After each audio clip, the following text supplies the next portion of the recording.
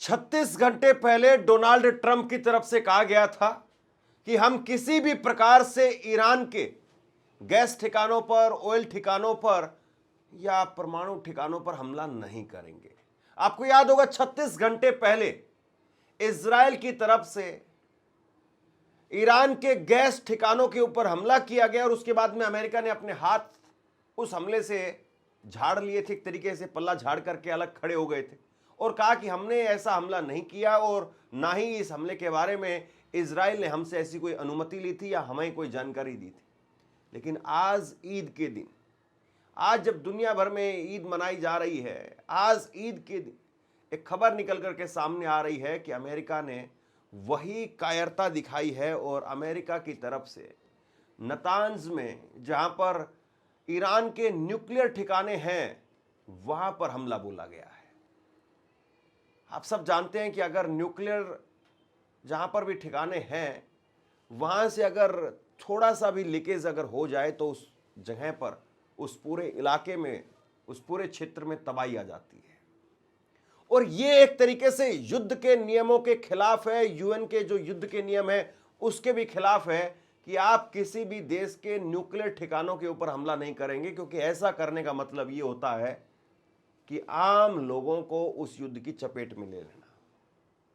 इसका पलटवार भी किया है ईरान ने, और ईरान ने तेल अवीव के अंदर, क्योंकि जाहिर सी बात है अमेरिका तक तो उसकी मिसाइलें पहुंच नहीं सकती है, अमेरिका ने नुकसान किया है, इजराइल नुकसान करवा रहा है, इसीलिए तेल अवीव में अब हमले बोले गए हैं ईरान की तरफ से और वहां पर कई सारी बिल्डिंगें खंडर में तब्दील हो गई हैं।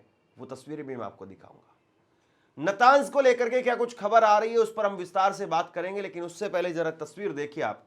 ये तस्वीर आप देखिए जहां पर तेल अवीव में कुछ घंटे पहले ही ईरान की तरफ से पलटवार हुआ है और एक ईरानी मिसाइल उससे हमला हुआ और उसके बाद में ये मंजर नजर आ रहा है, इस तरह की तस्वीर नजर आ रही है। हालांकि कितने लोग इस हमले में हताहत हुए हैं इसकी जानकारी अभी तक नहीं मिल पाई है। जाहिर सी बात है इजराइल इस तरह की जानकारी वो कभी सामने रखता नहीं है और इजराइल की तरफ से ये जो हमले हो रहे हैं इसके बाद में कभी बताया नहीं जाता है कि कितने लोग उसके मारे गए हैं। एक और हमला हुआ है जहां पर ईरान के क्लस्टर बम से, ये तस्वीर भी आप देख लीजिए, ईरान के क्लस्टर बम से इजराइल के रिसोन लेजोन में हमला हुआ है और वहां पर काफी डैमेज हुआ है। ये तस्वीर अपने आप में बता रही है, सड़क के बीचों बीच भारी गड्ढा यहां पर दिखाई दे रहा है और जो बिल्डिंगें हैं वो तबाह हो गई हैं, खंडर में तब्दील हो गई हैं। इंटरसेप्टर होने के बावजूद भी मल्टी वॉरहेड वाले मिसाइल वो डैमेज कर रहे हैं, ये साफ तौर पर दिखाई दे रहा है।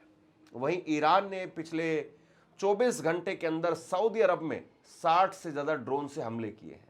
देखिए ईरान, उसकी तरफ से बिल्कुल साफ कर दिया गया है कि हम हमले बोलेंगे, हमले में हम किसी प्रकार का कोई कंजूसी नहीं दिखाएंगे। और जाहिर सी बात है जब युद्ध चल रहा है तो युद्ध में हमले बोले ही जाते हैं, लेकिन हम कुछ मर्यादाओं के साथ में इस युद्ध में हैं। ईरान वो 5000 साल पुरानी एक सभ्यता है, उसके एक अपने संस्कार हैं, डिग्निटी है और उसी के साथ में उस युद्ध में है। मैं कुछ तस्वीरें आपको और दिखा देता हूं। कुछ तस्वीरें और निकल करके सामने आई है जहां पर साफ तौर पर नुकसान जो है वो दिखाई दे रहा है। ईरान की मिसाइल ने इजराइल में कई इमारतों को ध्वस्त कर दिया। तेल अवीव में रिसोन लियोजियन इलाके में बड़े पैमाने पर नुकसान हुआ है, क्षतिग्रस्त हो गई हैं कई बिल्डिंगें और गड्ढों की खबरें निकल करके सामने आ रही हैं।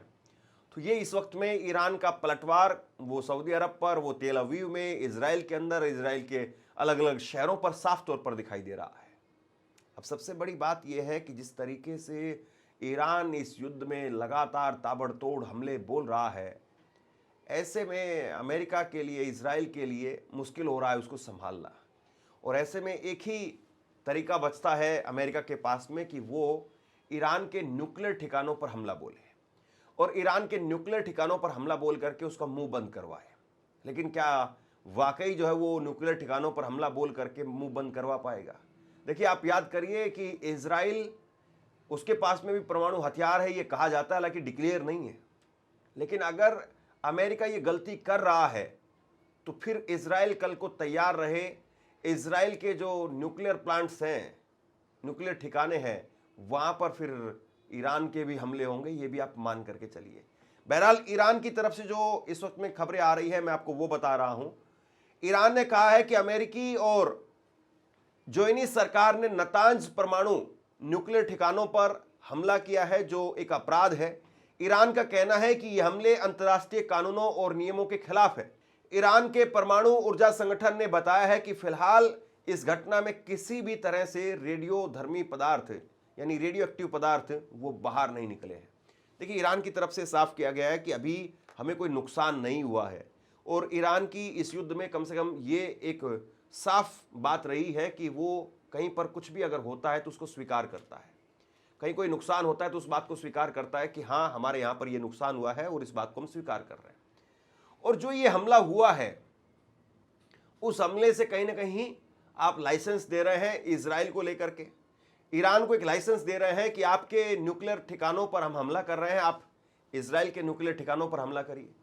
अब देखिए, मुझे लगता है कि ईरान कम से कम इस बात में जो अपना कंट्रोल दिखाएगा, क्योंकि न्यूक्लियर ठिकानों पर हमला करने का मतलब ये होता है कि फिर आप इस वॉर को कंट्रोल नहीं कर सकते। फिर वॉर जो है वो बिल्कुल आर पार की, हालांकि आज की तारीख में भी जो वॉर है वो ऐसा नहीं कि कोई कंट्रोल्ड वॉर है, और ऐसा भी नहीं है कि इस वॉर में, इस युद्ध के अंदर किसी प्रकार से कोई नियम कायदे उनका ख्याल रखा जा रहा है, खास तौर पर इजराइल और अमेरिका की तरफ से। ऐसे में रूस खुल करके वो साथ में आ गया है ईरान के, और रूस की तरफ से पुतिन ने खुल करके समर्थन जाहिर किया है एक बार फिर से ईरान को। और रूस की तरफ से कहा गया है, पुतिन ने कहा है कि रूस ईरान का वफादार मित्र है और विश्वसनीय भागीदार बना हुआ है। यानी आज की तारीख में भी ये दोनों आपस में पार्टनर हैं और भरोसेमंद पार्टनर हैं, और लगातार ईरान जो है वो जिस तरीके से हमले कर रहा है, इसके पीछे कहा जाता है कि कहीं ना कहीं जो इंटेलिजेंस है वो रूस की है, और रूस की इंटेलिजेंस लगातार उसको मदद कर रही है, चाहे वो ठिकाने बताने में मदद हो, चाहे वो अमेरिकी सैनिकों की लोकेशन देने की मदद हो, अलग अलग तरीके से जो मदद है वो रूस की तरफ से की जा रही है। अब्बास अरागची वो फिर से उस बात को दोहरा रहे हैं। अब्बास अरागची की तरफ से कहा गया है कि हमारा संदेश यही है कि यह युद्ध हमारा युद्ध नहीं है, यह युद्ध हम पर थोपा गया है। ईरान के विदेश मंत्री अब्बास अरागची ने कहा है कि अमेरिका और इजराइल के साथ में युद्ध समाप्त करने के लिए तेहरान को केवल युद्ध विराम नहीं बल्कि हमेशा के लिए समाधान चाहिए। तो एक तरीके से आप यूं कहिए कि ईरान वो पकड़ करके एक बात को बैठ गया है, और वो बात यही है कि भाई हम सीज फायर नहीं करेंगे, हम कंट्रोल पूरी तरह से इस युद्ध को लेकर के 100% समाधान चाहते हैं। ये बार बार इंजेक्शन लगा करके और इस दर्द को हम कम नहीं करवाना चाहते। अब ऑपरेशन हो जाए एक बार, और ऑपरेशन होकर के साफ हो जाए कि ये जो हाथ है वो रखना है या नहीं रखना है, ये पांव है वो रखना है या नहीं रखना है। यानी अब आप इस बात पर आ जाइए कि या तो हम पूरी तरह से सलामत रहेंगे और आप चू नहीं बोलेंगे, या फिर हमारा हाथ रहेगा, पांव रहेगा, हम रहेंगे नहीं रहेंगे, हमारी सादत होगी नहीं होगी, उस बात को हमारा देश देख लेगा। हम युद्ध करते हैं, आप युद्ध के लिए तैयार रहिए। ये बिल्कुल साफ मैसेज है, और इस बात को बार बार ईरान जो है साफ कर रहा है। और अब्बास अरागची की तरफ से आज ये मैसेज निकल करके सामने आना अपने आप में एक बहुत बड़ी बात है। वहीं आपको याद होगा 4 रोज पहले एक इस्तीफा हुआ था अमेरिका के अंदर, और अमेरिका में जो बड़ा इस्तीफा हुआ जोए केंट का, वो अब जगह जगह पर जा करके लगातार इंटरव्यू दे रहे हैं। और एक तरीके से अमेरिका, आप देखिए उसकी ताकत देखिए, अमेरिका रोक नहीं पा रहा है जोए केंट को। यहाँ पर तो कोई अगर छोटी सी बात कह दे और वो चलते हुए युद्ध के दौरान कह दे, एक प्रोफेसर थे महमूदाबाद, उन्होंने 2 लाइनें लिख दी थी और महमूदाबाद को पुलिस उठा करके ले गई थी। तैयारी चल रही थी कि इनके ऊपर एनएसए लगा दो, ये लगा दो, वो लगा दो, दुनिया भर की बातें कही जा रही थी। लेकिन वहां पर वो न केवल इस्तीफा दे रहे हैं, इस्तीफा दे करके वो अलग अलग चैनल्स पर घूम रहे हैं, इंटरव्यू दे रहे हैं। और उनका जो अभी लेटेस्ट इंटरव्यू निकल करके सामने आया है, इसमें अमेरिकी पत्रकार जो पूछती हैं कि अमेरिका के राष्ट्रपति ट्रंप ने आपको कमजोर कहा, लिंडसे ग्राहम ने आपको गद्दार कहा, आपको यहूदी विरोधी कहा जा रहा है, आपकी जांच चल रही है जिससे आपको जेल भी हो सकती है। और इस पर जोए केंट कहते हैं कि मैंने कुछ गलत नहीं किया, फैक्ट्स और सच मेरे साथ में है, मेरा बस एक मिशन है कि यूएस को ईरान के युद्ध से बाहर निकालना। इस तरह की बातें अब अमेरिका के अंदर आम हो चली हैं। अमेरिका में आमतौर पर अब वहाँ का विपक्ष वो खुल करके मोर्चा खोल करके डोनाल्ड ट्रंप के साथ में खड़ा हुआ है। देखिए, यही है डेमोक्रेसी की खूबसूरती कि आपका अगर राष्ट्रपति बेलगाम हो गया है, आपका नेता अगर बात मान नहीं रहा है, आपका नेता अपने पर्सनल फायदे के लिए, अपनी सनक के लिए, ये वहां के सीनेटर्स का आरोप है कि डोनाल्ड ट्रंप वो पूरी तरह से मूर्खतापूर्ण फैसले ले रहे हैं और वो पूरी तरह से सरेंडर अपने आप को कर चुके हैं और वो इस वक्त में इजराइल की जकड़ में है। इस तरह की बातें निकल करके सामने आ रही है।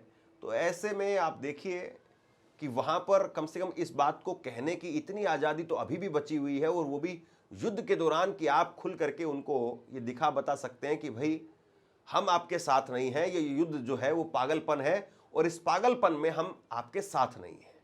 ये बात अमेरिका में खुल करके कही जा रही है। वहीं ईरान के सेना के प्रवक्ता, उनकी तरफ से कहा गया है कि युद्ध तब तक जारी रहेगा जब तक उनके खिलाफ हमले करने वालों को उनके बुरे इरादों से पीछे नहीं हटाया जाता है। उन्होंने कहा कि ईरान की जवाबी कार्रवाई में किए गए हमले पहले कभी न देखे गए थे, यानी बहुत बड़े और बहुत अलग तरह के हमले थे।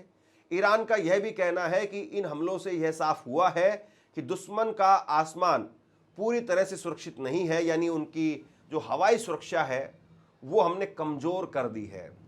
ये ईरान की तरफ से बार बार कहा जा रहा है कि भाई वो हमारे आसमान पर कब्जा करने की बात कर रहे थे, लेकिन हमने उनके एयर डिफेंस सिस्टम को उड़ा दिया है और हम लगातार उनकी जमीन पर हमला कर रहे हैं।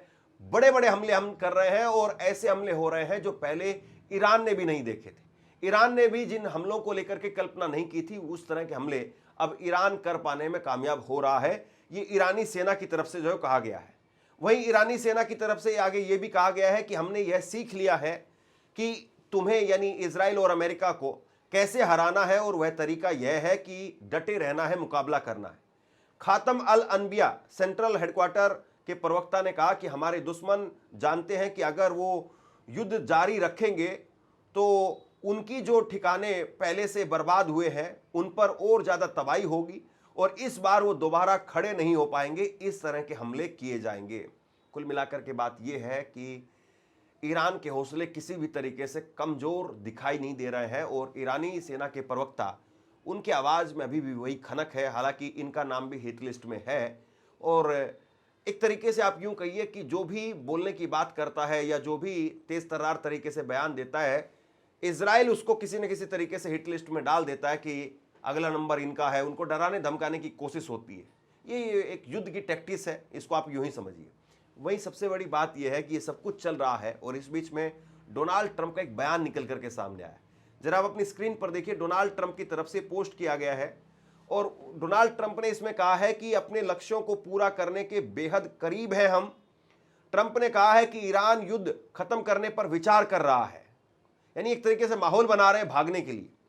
अमेरिकी राष्ट्रपति डोनाल्ड ट्रंप ने ट्रुथ सोशल पर पोस्ट में बताया कि अमेरिका अपने उद्देश्यों के करीब पहुंच चुका है और उन्होंने 4 बातें इसमें गिनवाई हैं। ऑपरेशन का मेन टारगेट ईरान की क्षमता, मिसाइल को पूरी तरह से कमजोर करना था और उसके डिफेंस इंडस्ट्रियल बेस को तबाह करना था। अमेरिका ईरान की नौसेना और वायुसेना को खत्म करने के साथ साथ उसे परमाणु क्षमता हासिल करने से हर हाल में रोकना चाहता है। अमेरिका अपने सहयोगी देश जैसे इजराइल, सऊदी अरब, कतर, यूएई, बहरीन, कुवैत, उसकी सुरक्षा सुनिश्चित करेगा। हॉर्मुज स्ट्रेट की सुरक्षा की जिम्मेदारी उन देशों को उठानी चाहिए जो उसका इस्तेमाल करते हैं, जबकि जरूरत पड़ने पर अमेरिका सहयोग करेगा। कुल मिलाकर के अगर मैं आपको ये कहूं कि ये डोनाल्ड ट्रंप का एग्जिट प्लान दिखाई दे रहा है तो शायद गलत नहीं होगा। डोनाल्ड ट्रंप ये कह रहे हैं कुल मिलाकर के कि भाई हमने वहां पर हमला किया, जो हमारे टारगेट्स थे उनको हमने अचीव कर लिया है, वहां पर हमने हमले किए हैं और हमले के बाद में वहां पर ज्यादातर चीजें खत्म हो चुकी है। वहीं अमेरिका की तरफ से यह भी कहा जा रहा है कि खाड़ी के जो देश हैं, बहरीन, कुवैत, यूएई, सऊदी अरब, इजराइल, इन सबको जो है वो हम सुरक्षा देना हमारा काम है, हमारा फर्ज है, वो हम काम करते रहेंगे। नहीं, एक तरीके से अपना होल्ड वो वहां पर बनाए रखना चाहते हैं। और इसके साथ साथ वो कह रहे हैं कि हमने ईरान का इतना नुकसान कर दिया है कि अब वो परमाणु हथियार बनाने के लायक नहीं रहेंगे और अब ईरान खुद जो है वो इस युद्ध को खत्म करने पर विचार कर रहा है। साहब, एक बात समझ में नहीं आई है, पिछले 3 हफ्तों के दौरान मुझे लगता है कि ये कम से कम 1 दर्जन से ज़्यादा बार या तो सरेंडर की बात कर चुके हैं, या फिर ये सीज फायर की बात कर चुके हैं, या फिर ये युद्ध खत्म करने की बात कर चुके हैं। 1 दर्जन बार से ज़्यादा बार, और इसको घुमा घुमा करके अलग अलग तरीके से, अलग अलग शब्दों में ये कुल मिलाकर के चाहते हैं कि इंडिकेशन दिया जाता है कि भाई हम खत्म करना चाह रहे हैं, आप भी देख लीजिए, और कुछ न कुछ डिप्लोमेटिक और बैक चैनल से कुछ न कुछ बात चल भी रही होगी, पाकिस्तान के जरिए बात चल रही हो या किसी और मुल्क के जरिए बात चल रही हो या ओमान के जरिए बात चल रही हो कि भाई ईरान को कहा जाए कि भाई ईरान अब तो ख़त्म करो, अब तो मान जाओ, जो हुआ सो जाने दो, अब निपटते हैं और यहीं पर इसको ख़त्म करते हैं। ये एक तरीके से अमेरिका का एग्जिट प्लान जो दिखाई दे रहा है। लेकिन ईरान साफ कह रहा है कि भैया इस युद्ध को हम ख़त्म नहीं करेंगे, इस युद्ध में परमानेंट जब तक सॉल्यूशन नहीं हो जाता है, खाली इंजेक्शन लगा करके तुमको नहीं छोड़ेंगे, तुम्हारा परमानेंट पक्का इलाज करेंगे और परमानेंट पक्के इलाज के बाद में तुमको छोड़ेंगे। मैं एक शब्द है वो कहना नहीं चाह रहा हूँ, आप समझ जाइएगा। यानी ऐसा इस बार इलाज करेंगे कि आगे दोबारा से मुंह उठा करके इधर की तरफ सोने की हिम्मत नहीं कर पाओगे। आप समझ गए होंगे, पक्का वाला इलाज, ये बार बार वाला जो टेम्परेरी मामला है उसको खत्म करेंगे। फिर से आप कुछ ऐसा माहौल पैदा ही नहीं कर पाओ, माहौल पैदा नहीं कर पाओ, ऐसा पक्का वाला इलाज वो कर देंगे कि ये माहौल पैदा करने की जो आपकी क्षमता है उसको खत्म कर दिया जाए। अब आप बताइए कमेंट सेक्शन में कि ईरान किस तरह का इलाज करने की वह बात कर रहा है। कुल मिलाकर के ईरान 20-22 दिन इस युद्ध के हो चुके हैं, आज 22वां दिन है, ईद का दिन था, लगातार हमले हुए, लेकिन उस सब के बावजूद ईरान अभी भी तटस्थ दिखाई दे रहा है, खड़ा हुआ दिखाई दे रहा है, अड़ा हुआ दिखाई दे रहा है, डटा हुआ दिखाई दे रहा है, पीछे हटने का नाम नहीं ले रहा है। और डोनाल्ड ट्रंप की जो स्थिति है पूरी दुनिया देख चुकी है। बहरहाल शेयर कीजिए इस खबर को और आप बताइए कि हमारी जो कवरेज है वो आपको कैसी लग रही है, नीचे कमेंट बॉक्स में लिख करके ज़रूर बताइए। और बड़ी मेहनत मशक्क़त का काम है, लगातार पूरे दिन इसी तरह से लगे रहना, तो हमारी हौसला अफजाई ज़रूर कीजिए। आपके कमेंट से हमें ताकत मिलती है, आपके कमेंट से हमारी जो थकावट है वो दूर होती है और थोड़ा हमें आगे के लिए किस तरीके से क्या कुछ काम किया जाए उसमें भी हमें कहीं ना कहीं जो है वो मदद मिलती है। तो इसलिए कमेंट्स ज़रूर कीजिए, अपनी राय ज़रूर बताइए और अगर आपको हमारी खबरें अच्छी लग रही हैं तो अपने दोस्तों के साथ में शेयर कीजिए, चैनल को सब्सक्राइब जरूर कीजिए और अगर हो सके तो हमारी आर्थिक सहायता भी जरूर कीजिए। शुक्रिया। आपसे कुछ कहना चाहता हूं, आज के वक्त में पत्रकारिता करना कितना मुश्किल काम है, लेकिन अगर ऐसे में भी कोई आपकी खबर दिखा रहा है, कोई आपके मुद्दे पर बात कर रहा है, तो आपको भी उसका साथ देना चाहिए। अगर आपको लगता है कि मेरी पत्रकारिता सही है, मैं आपके लिए आपकी खबर वो दिखा रहा हूं, तो ऐसे में आप मेरा सहयोग कीजिए। आप इस वीडियो को जब लाइक करेंगे तो लाइक के साथ में ही एक थैंक्स का बटन आपको दिखाई देगा, उस थैंक्स के बटन पर आप क्लिक कीजिए और जो भी सहयोग राशि दे सकते हैं वो दीजिए। दूसरा, आप चैनल को ज्वाइन कर सकते हैं और चैनल को ज्वाइन करके भी मुझे मदद कर सकते हैं।